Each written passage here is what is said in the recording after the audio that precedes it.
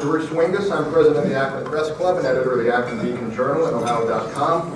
Welcome to today's speech by Senator Sherrod who's running for re-election this November. I have some things to share before we get moving here. So far this election year, we've managed to bring you the Secretary of State and auditor candidates for both sides. And now that Sherrod's opponent has been selected after the primary, we'll extend an invitation for him to speak to us also.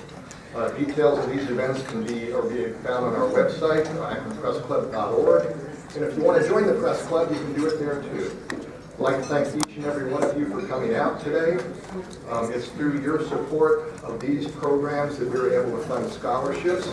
We were able to award a number of scholarships for $5,000 each this past month, and that's a good thing for students. As is the tradition of the press club, there'll be a chance for you to ask questions following Sherrod Brown's speech. Just fill out the white cards on your table and someone will be around to pick them up. So if you would please silence your cell phones and we'll move on to today's speaker. Sherrod Brown was elected to the United States Senate in 2006 and re-elected in 2012. He is the highest elected office holder of Democrat in Ohio. He's the ranking member of the Banking, Housing, and Urban Affairs Committee, the Finance Committee, the Veterans Affairs Committee. He also serves on the Agriculture, Nutrition, and Forestry Committee. Sherrod represented Ohio's 13th Congressional District from 1993 through January 20, 2007. Served 2 terms as Ohio Secretary of State beginning in 1983, and before that he was a member of the Ohio House. He's a native of Mansfield. He has degrees from The Ohio State University, and I guess Yale doesn't get a D in all of it. He has a degree from them too. And he lives in Cleveland with his wife, Connie Schultz, who's a Pulitzer Prize-winning columnist and author. Please welcome Sherrod Brown to the Akron Press Club.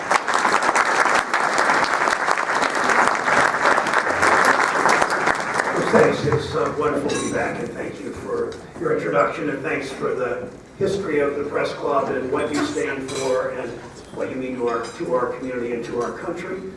First, I want to thank the wait staff who never get paid as much as they deserve and earn. Thank you for serving as much. I start with thanking journalists who are here and underscore the importance of journalism in America. It's so important to our democracy, particularly these days in our country, more than ever. Their job is to ask tough questions, to challenge powerful interests, to expose wrongdoing.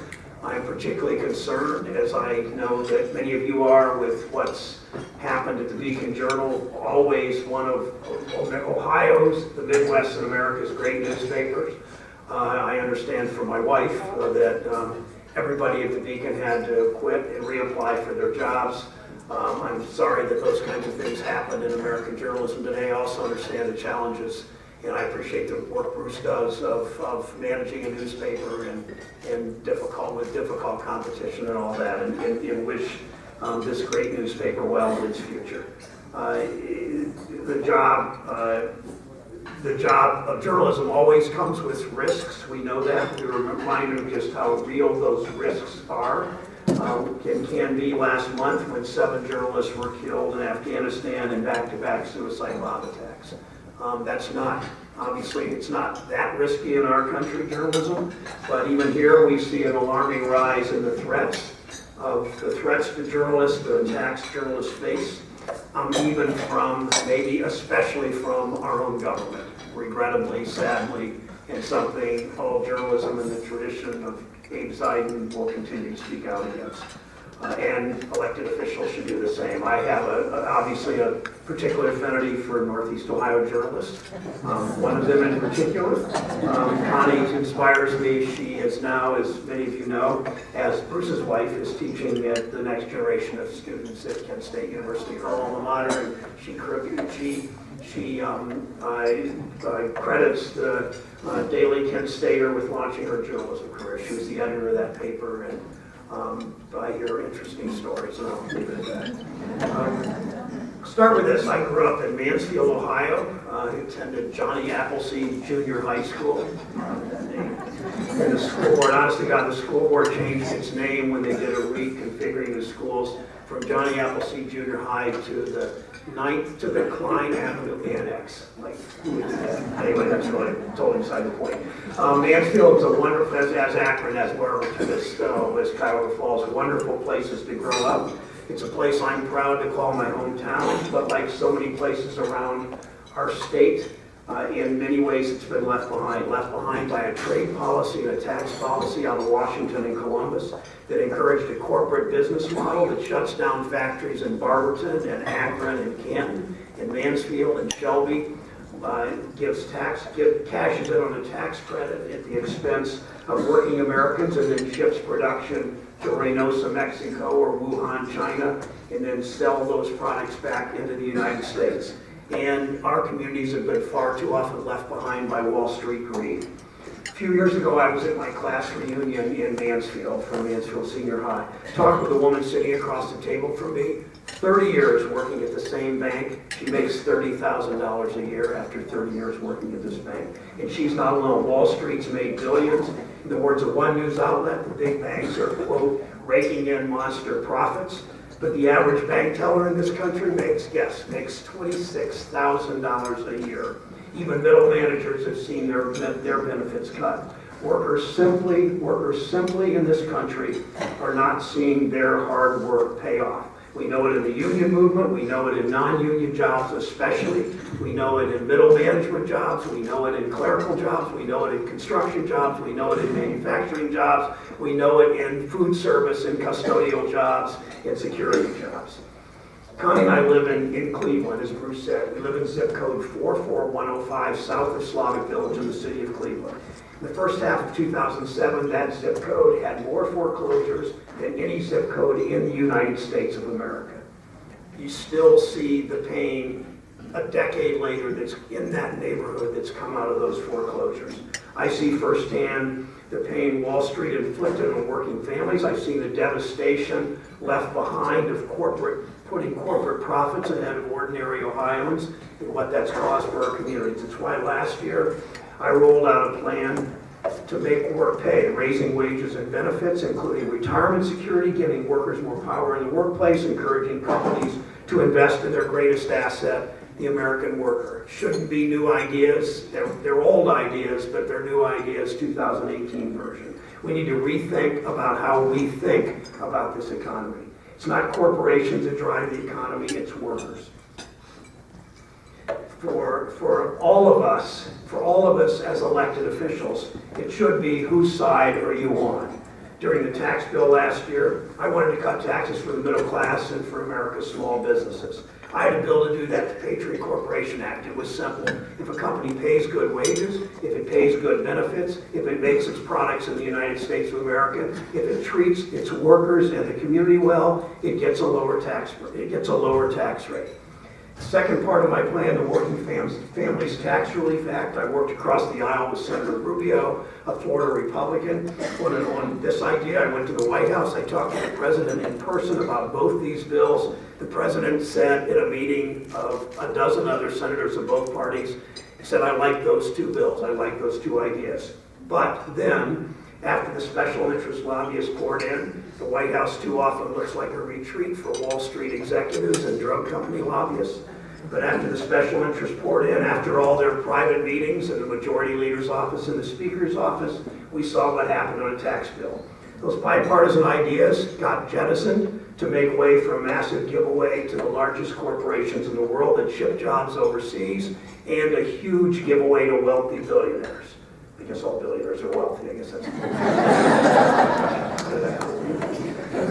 80%, get this, 80% of this tax bill over this decade, 80% of the tax bill will go to the top 1% of wealthy Americans. Corporations have funneled their tax savings into executives, investors over workers by a 3-to-1 margin, mostly through stock buybacks. They've blown up the deficit with this bill, with these handouts to corporations and the wealthy. And you know what they're going to do to bring down the deficit after they blew up the deficit? They're going to go after Social Security and Medicare and funding for Lake Erie and funding for the Appalachian Regional Commission and funding for Head Start and funding for food stamps and funding for all the things that a whole lot of working Americans making $8 and $10 and $12 an hour depend on. It's not just taxes. We've seen the same attitude all year from leaders in Washington. The administration is moving to take away overtime pay that millions of American workers earn. 130,000 Ohio workers were set to get a raise because of the overtime they work. The administration is trying to strip it away. We've seen bill after bill in this Congress to roll back protections for workers and consumers, all to pad the pockets of corporate special interests, of big banks, of drug companies, of payday lenders, of insurance companies. But in some way we're making progress, and that's what the last part of my talk is about. Mitch McConnell and Republican leaders in Congress may be in the pockets of special interests. That's not even debatable at this point, but there are other Republicans who are interested in working across the aisle. We're getting things done that make a real difference in people's lives, and I want to talk about that. Some years ago, or 30 years ago, I knew Secretary of State of Missouri while I was Secretary of State of Ohio named Roy Blunt, a conservative Republican senator now from Missouri, and he said, he was talking to a group and he said, I've known Sherrod Brown for 30 years and we've agreed on exactly 5 issues. And he kind of laughed and he said, but all 5 of those are federal law. And that's how you do legislation. Every time I have an idea, I go to a Republican legislator, I go to a Republican senator, I get that senator to sign on the line, and we end up working on it together.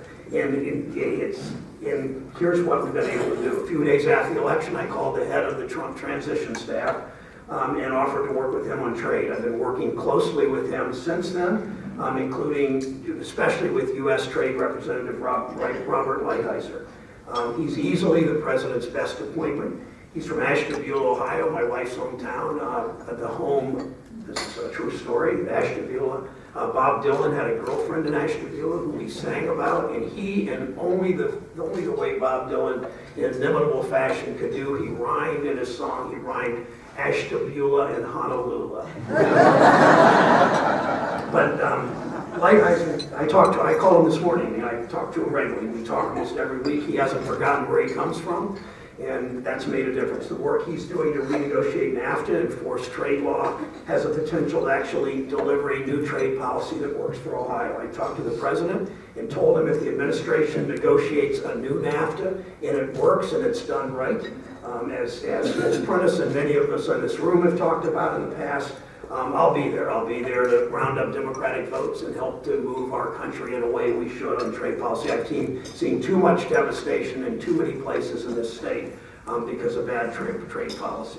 Whirlpool in Clyde, Ohio, announced 200 new jobs after the president, after calls from Senator Portman and me to fight against illegal imports. The trade isn't the only issue we've been able to find common ground. The president signed 5 of my bills into law, everything from increasing scholarship funds for the children of fallen police officers to expanding education for opportunities for veterans to the Interdict Act. This bill, that bill's getting new screening devices to customs and border officials right now to detect fentanyl at the U.S. border.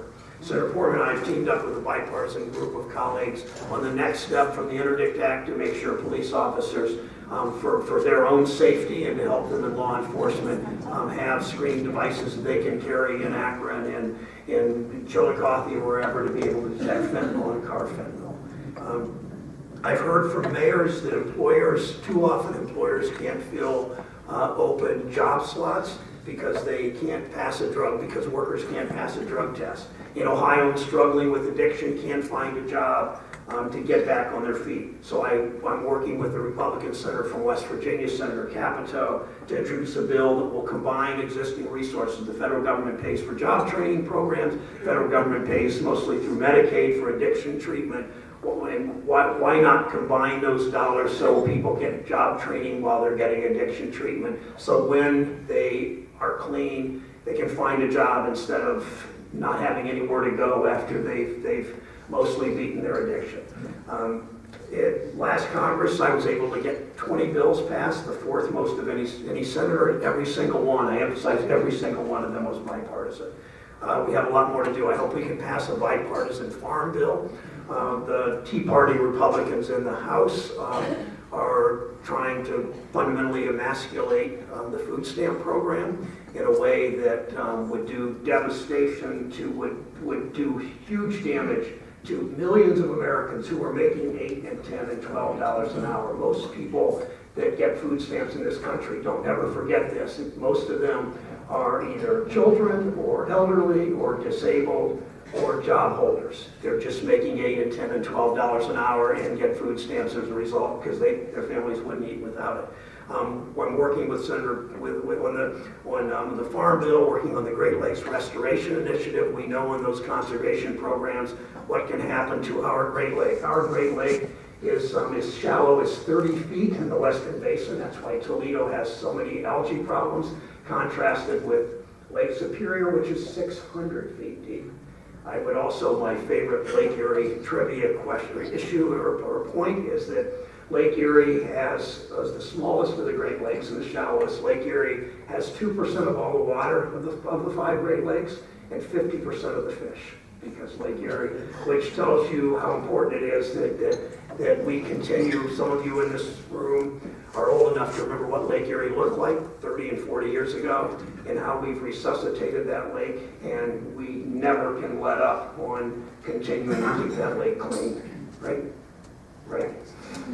I want to work together with the President on an infrastructure plan that makes real investments, not tolls, not tax hikes, not the federal government coming in and saying to the city of Akron and to Summit County and the city of Cuyahoga Falls or the city of Hudson, you pay 80% of it and we'll give you some federal money. That won't work. That's never worked. That's not how we built the interstate system. That's not how we do infrastructure in this country.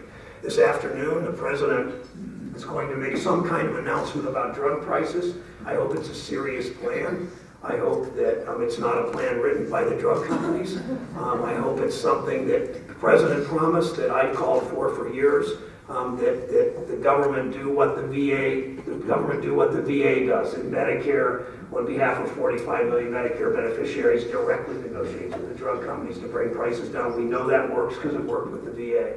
I'm also working through the banking committee with my Republican counterpart, Mike Crapo, the chairman. I'm ranking on that committee on ways to protect our country from suspicious foreign investment. We welcome foreign investment, but that foreign investment has to be in a way that doesn't undermine either our economic security or our national security. I'm working with Republican Chuck Grassley to evaluate those investments to make sure they're actually creating American jobs and working to protect American call center jobs, requiring call service agents to disclose their location and guarantee U.S. customers the option to ask to transfer their call to a customer service agent living in the United States. I in no way do I question the integrity or the hard work of people in foreign countries. I never, ever will talk in trade. When I'm talking about trade issues, we'll never, ever play off U.S. workers against foreign workers like some do. I will never engage in the kind of jingoism that some do in trade,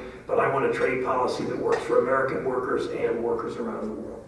Last issue I want to talk about, and then I will take questions, is there are about 1.5 million workers right now in the United States, some 60,000 in Ohio, who have done something that Washington doesn't always understand, and that is, at the bargaining table, they gave up wages over the last 20, 30, 40 years. They gave up wages today at the bargaining table so they'd have economic security in the future, their retirement.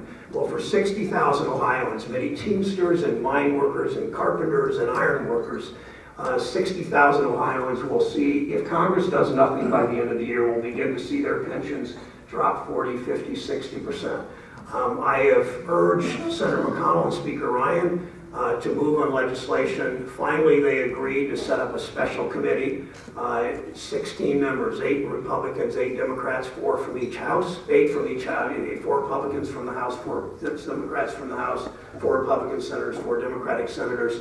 This committee that Senator Hatch and I co-chair, both parties will need 5 votes from each party in this bill. We have started working in this committee to solve this pension issue, and by the end of the year, we have a deadline. By December, this bill would go directly, not through the committee process, would go directly to the Senate floor for a vote. We've never quite done anything like that. I convinced Ryan and Schumer and Pelosi and McConnell to do that.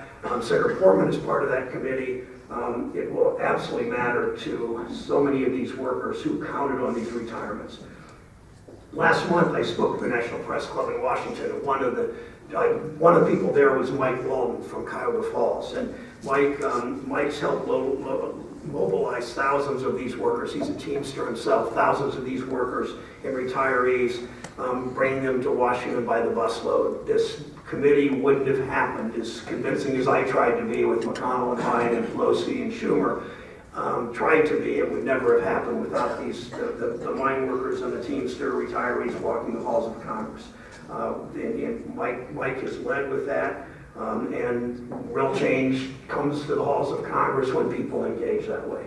Political pundits like to divide people into ideological camps, these folks, but frankly, people in this country by and large don't see themselves as Trump voters or Clinton voters or conservatives or liberals. They see themselves as workers and students and mothers and fathers and union members and entrepreneurs and firefighters and teachers and coal miners. Seniors worrying about how to pay for their prescription drugs, parents worrying about how to pay for college. These are the people I wake up thinking about each day. I'll continue working for people as long as they give me that opportunity. Thank you.